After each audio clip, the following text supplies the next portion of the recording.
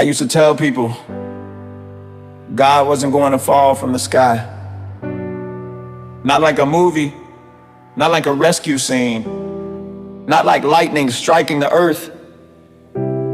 I said what was coming back was understanding, but now I see that wasn't the whole truth, because understanding without acknowledgement is still separation. You can understand the system and still refuse to see the people inside it. You can understand God and still ignore the faces carrying God. So the return of God is not just the return of understanding.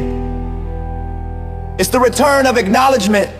The moment we finally look at each other and stop seeing strangers, stop seeing competitors, stop seeing threats, stop seeing statistics, stop seeing obstacles, and start seeing equal pieces of the same frame. If God is life, then every life is part of God's architecture. Not above, not below, not chosen, not disposable.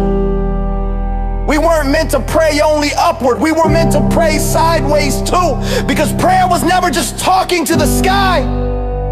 It was learning how to speak to each other without masks, without fear, without domination, without silence. When acknowledgement disappeared, God felt distant.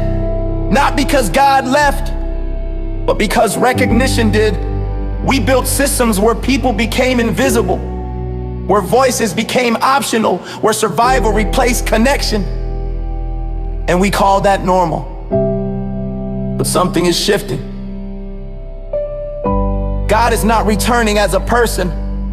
God is returning as perception, as honesty, as visibility, as the courage to say, I see you, not as a role, not as a function, not as a resource, but as a piece of me. Because the moment we acknowledge each other, the image of God stops being a theory and becomes a structure again. And maybe that's the real prophecy. God doesn't come down. We rise up into the awareness that we were never separate to begin with.